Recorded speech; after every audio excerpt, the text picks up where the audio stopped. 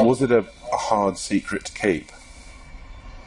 It was a virtually impossible secret to keep, but I did play by the rules, and it caused a lot of problems. It caused problems in my family life. I mean, imagine being married at the time, and you know, you get a call, you know, perhaps at night, and a strange voice on the phone. Okay, you disappear, you can't tell your wife who it was on the phone, where you're going, and you come back, you know, sometime early in the morning. I mean, what is she going to think?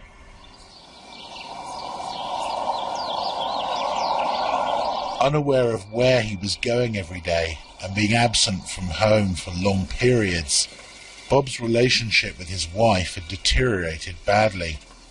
This was seen as a potential security risk out at the base. My wife was having an affair with someone else, so they viewed that as a potential emotional instability, and they no longer wanted me coming out until things were cleared up, either for it, you know, it to break up or heal or whatever. But they that's what put the brakes on everything there. And did they then stop calling you? Did you get very frustrated about that? Yeah, then I began to wonder, boy, now they've given me all this information and everything's come to a dead stop. What's going on? And that's when I began to be concerned, and then that's when I said, you know, it's becoming important that some other people know what was going on. As the silence turned from days to weeks, he finally decided to tell his wife and closest friends just what he'd been doing. Were you aware of the security implications? I was quite aware of what could happen, but I was also aware that these guys would go to any extent to keep their secret, and certainly not have someone that was on the inside running around. And I didn't think it was beyond them at all to make me disappear. Whether, I mean, who knows? I know it sounds more like a movie, but I didn't think it was beyond their capability to kill me, just to stop the word from getting out. Bob knew the test flight schedule for the discs and took his wife, his best friend Jean Huff, and another friend John Lear out to the desert near the base on a Wednesday night in March 1989.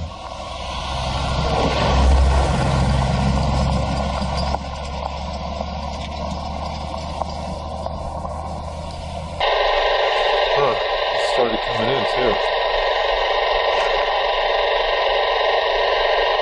How far away can that thing pick up stuff? If it's like overhead, like up in the air? Overhead, 300 miles.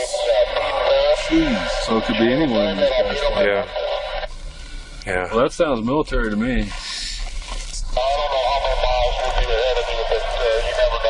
Yeah, I bet you that's what this is. We got.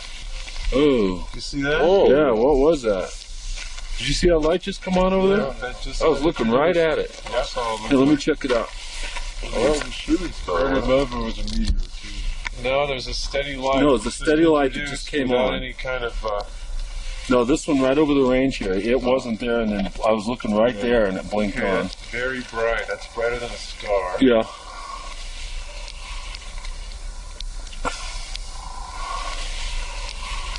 Huh, doesn't look like landing lights. We got the mark clear now, sir. We figured out what the path is. Whatever that heading is, we're ready for it. Huh, interesting. Okay, just change course. White light? Yeah.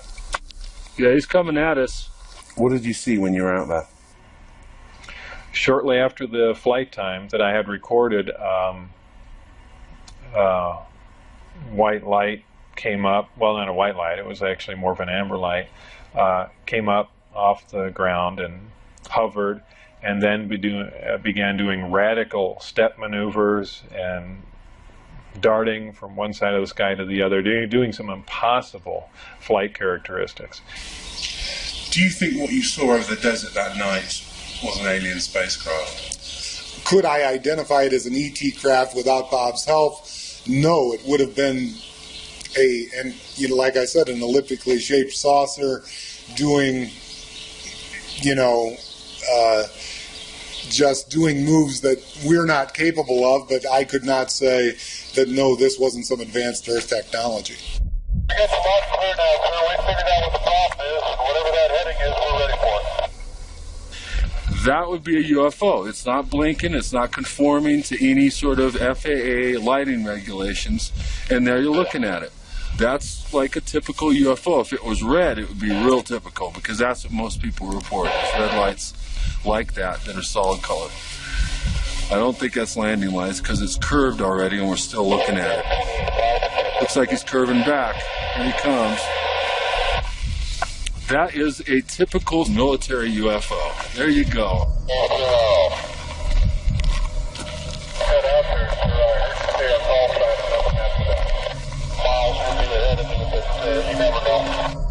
This small group went back to see 2 more Wednesday night flight tests, but on the 3rd trip, they were spotted, caught, and arrested.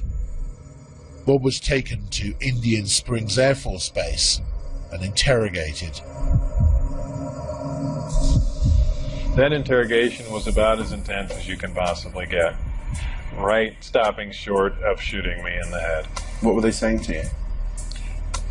Everything up to and including that, we can absolutely kill you right now and there'd be no one looking for you at all. And I mean, everything. They threatened my wife. They threatened to kill my wife. They said they'd stop at nothing. They said they thought they made that very clear. They couldn't believe that I had taken anyone out there to show them that, much less left with information like the flight test data, and wanted to know what else I had said, who else I had told specifically. They were crazy. They really were. They were completely out of control.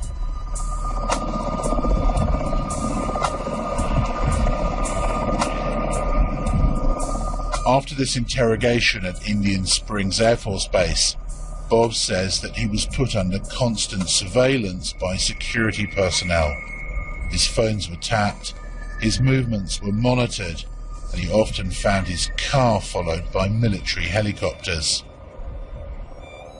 Worried about what might happen to him and angry about how he was being treated, he decided to hit back and approached a local TV station about an interview.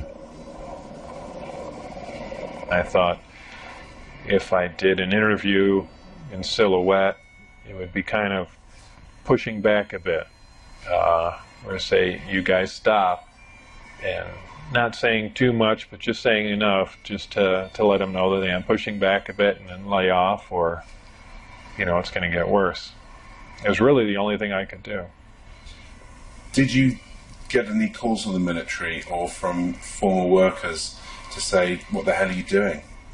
Right after the interview aired, Dennis Mariani, who was my supervisor, called, and all he said was, do you have any idea what we're going to do to you now? And that was the end of the phone call. That was the last, really second to last communication I had with him. And, then I decided, that's it. And really just said everything that I had seen and done, and just wanted to divorce the entire situation. Even now, more than 20 years later, the jury is still out on Bob Lazar and his claims about his work out at Groom Lake. It's a fascinating story which he's stuck to for more than 2 decades. And although many dismiss it as pure fantasy, the fact is that some of his credentials did check out. In addition, his former employers and even the tax authorities were caught covering up and refusing to release information on him. Why would they do that? unless there was something to hide. One thing is for certain, if he is telling the truth, then we're all in for some shocking revelations in the decades to come. Is the government ever going to say, you know, we've been lying to you for 40 or 50 years? Not a chance. I believe they'd stage an event that is much more like what they do. They'll take a big cargo plane or C-130 or something, take one of the old discs that they've analyzed time and time again and finished with, go up to a high altitude and push it out the back and then go fly away and say, oh, look, the first disc has crashed. You know, here's a flying saucer. I mean, I can almost guarantee you that's the route they'd take.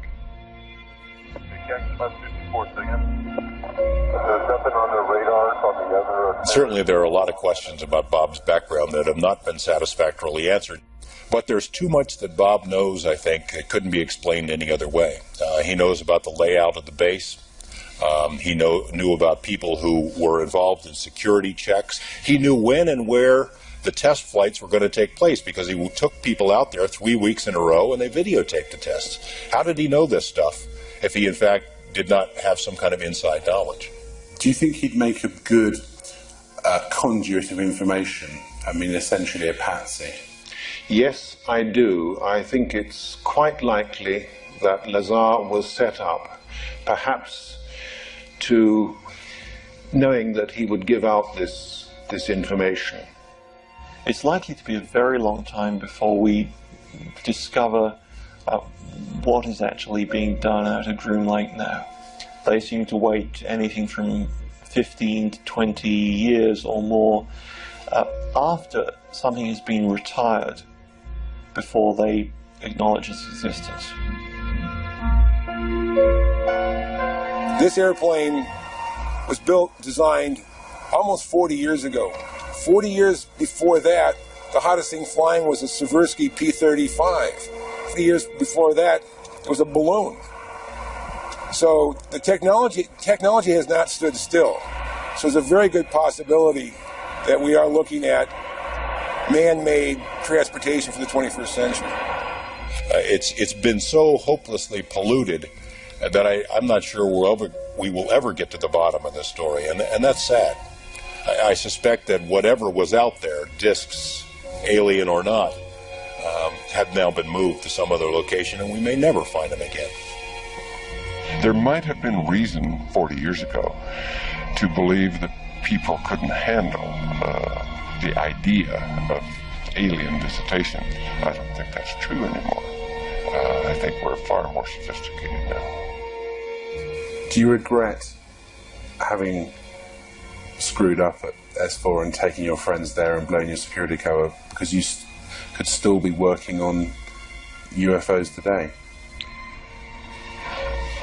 Yes and no. Yes, at times I'd like to be able to go back in time and played along with the game and not have done anything, and perhaps to this day still be working on them, because I did feel privileged and it was fascinating work once you can get around all the oppressive military security, and maybe we would have stumbled on something, and it would have been fascinating.